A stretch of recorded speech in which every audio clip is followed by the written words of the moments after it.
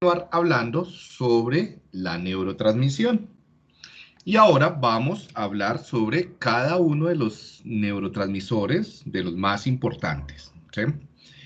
Eh, ¿Qué vamos a decir de cada neurotransmisor? Vamos a indicar en qué lugares, primero, sobre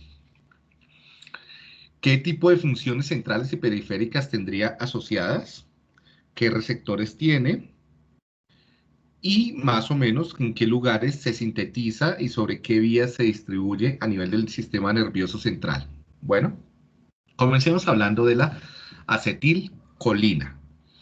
La acetilcolina fue el primer neurotransmisor en ser descubierto. ¿Sí? Eso se descubrió por Otto Loewi por allá, en la primera mitad del siglo XX. Y fue un descubrimiento bastante particular porque cuenta la historia que él lo descubrió, o sea, él tenía la idea, la hipótesis de que habían moléculas que se transmitían a través de medios líquidos y que esas moléculas eran las responsables de la comunicación celular, en este caso de la comunicación a través del nervio vago, ¿sí? Y que tendría la influencia sobre la tasa cardíaca, ¿sí? Por ejemplo, la función cardiovascular. Entonces él tomó unos corazones de vaca y este experimento se lo soñó, ¿sí? Entonces él cuenta la historia que se lo soñó en repetidas ocasiones hasta que pudo concretarlo, ¿no?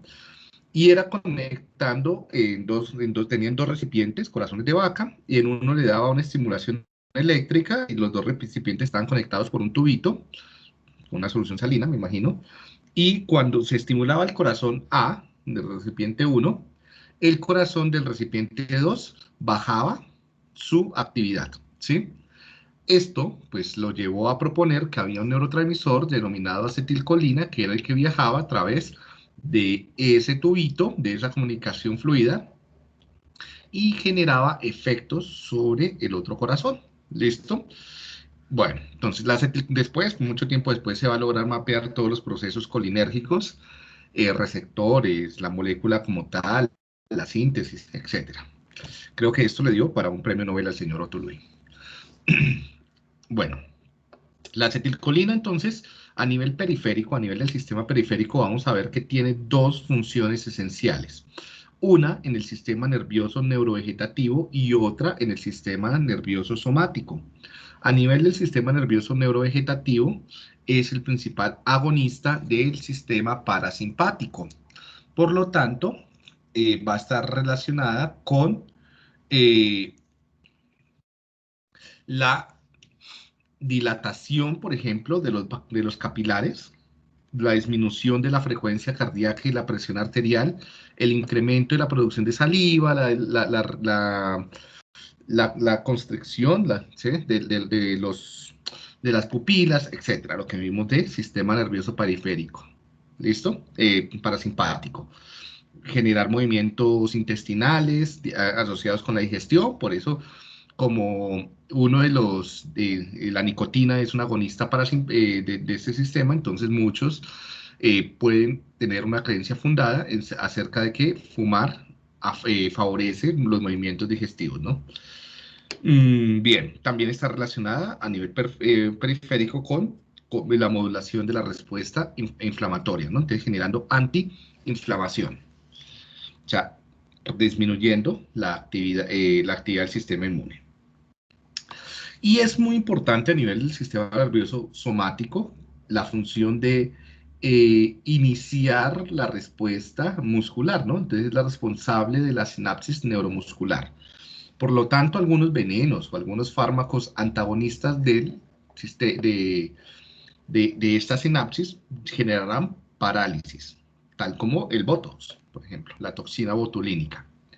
A nivel central, vemos que la acetilcolina se produce en el tallo cerebral y se produce en un lugar llamado cerebro anterior basal o núcleo de Meynert. ¿Sí? La producción en el tallo pues, va a permitir regular funciones asociadas, por ejemplo, con el sueño, en especial con el sueño REM, con el sueño de movimientos oculares rápidos, que puede estar relacionado con la ensoñación, con pasar por sueños, y en algunos con los sueños lúcidos. Bueno, y descendentemente lo que hablamos de la respuesta parasimpática.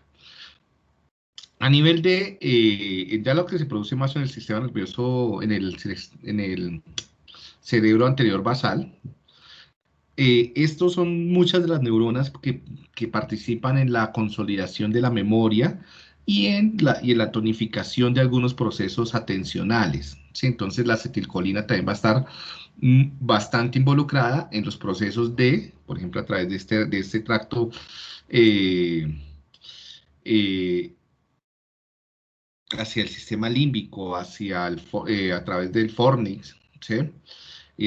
Al hipocampo, entonces va a controlar la plasticidad cerebral y los procesos de formación de nuevas memorias, ¿sí? Y hacia la corteza prefrontal, entonces manteniendo mecanismos de integración perceptual y mecanismos de atención sostenida, ¿sí? Bien, muchas de estas neuronitas son las que fallan o se mueren, ¿sí? Entran en degeneración en el Alzheimer, ¿no? Entonces hay toda una hipótesis colinérgica del Alzheimer. Ya les he mencionado diferentes funciones con las cuales está involucrada la acetilcolina. ¿Sí? Recuerden que no es que ella las produzca, sino que participa con otros neurotransmisores. Entonces, por ejemplo, está relacionada con el mantenimiento de la vigilia, ¿sí? O la mejor en vigilia y durante, ¿sí? La atención sostenida, la toma de decisiones, el automonitoreo, o sea, muchas de las funciones denominadas como ejecutivas. Está involucrada también en la regulación del sueño, ¿sí? Principalmente los movimientos oculares rápidos, en las ensoñaciones que están asociadas con esto de la integración perceptual y procesos plásticos asociados con el aprendizaje y la memoria. Algunos antagonistas, bueno, esto tiene dos receptores básicos, los receptores nicotínicos, que son ionotrópicos, y los receptores muscarínicos, que son metabotrópicos. ¿Listo? Bueno, eh, este veneno, esta toxina, la toxina botulínica, también conocida como botus, entonces lo que evita es la liberación de la acetilcolina y por lo tanto no hace sinapsis con el músculo, degradando, degenerando esta comunicación, ¿no? Lo cual tiene efectos, es bastante riesgoso. Esta toxina está involucrada con varios casos de muerte por paro cardiorrespiratorio, dado que se paralizan los músculos del diafragma y no se puede respirar. Eh, claro, el uso en cirugía estética es bastante complicado, entonces lo mejor es tratar de ir a lugares muy bien regulados. Pero claro, lo mejor es no hacerlo, porque además, al dañar las sinapsis musculares de la cara, restamos feedback necesario para la expresión, para la comprensión de emociones. Y se ha encontrado que las personas que atraviesan por terapia con Botox estética suelen disminuir la capacidad de discriminar emociones en otros y también disminuyen un poco la eficiencia en las interacciones sociales. Y eso pues puede llevar a estados de ansiedad, depresión, etcétera. El Botox también se ha utilizado con mucho éxito, por ejemplo, en manejo de niños con parálisis cerebral, ¿sí? Principalmente espástica. Bueno, algunos venenos, como la escopolamina, ¿sí? Bloquean los receptores muscarínicos de la acetilcolina, ¿no? Entonces, generando pues los estados alterados de conciencia relacionados con como lo que llamamos acá, el emburundangamiento, ¿sí? La nicotina también se uniría a los receptores pues, nicotínicos de la acetilcolina, generando un agonismo. Vemos otros venenos, como el veneno de la vida negra, que sería un agonista de la acetilcolina, generando liberación exagerada de acetilcolina, lo que conlleva parálisis muscular también, ¿sí? Que sería un veneno neuromuscular. El curare, que bloquea los receptores, sería un antagonista. Sí. Bueno, esto sería la distribución de receptores a través del encéfalo. Entonces vemos que hay una gran cantidad de receptores en el sistema límbico, receptores también en el estriado, en los ganglios basales, en la corteza, los cuales participarían de forma abundante o muy importante en los procesos de integración perceptual, de atención sostenida, de vigilia, ¿sí? Y que serían, por ejemplo, los que se ven afectados de control voluntario cuando, por ejemplo, se consume un fármaco como la escopolamina, ¿sí? Y evitaría la memoria y demás, ¿vale? Esto sería como lo de acetilcolina. No sé si hay alguna pregunta de acetilcolina.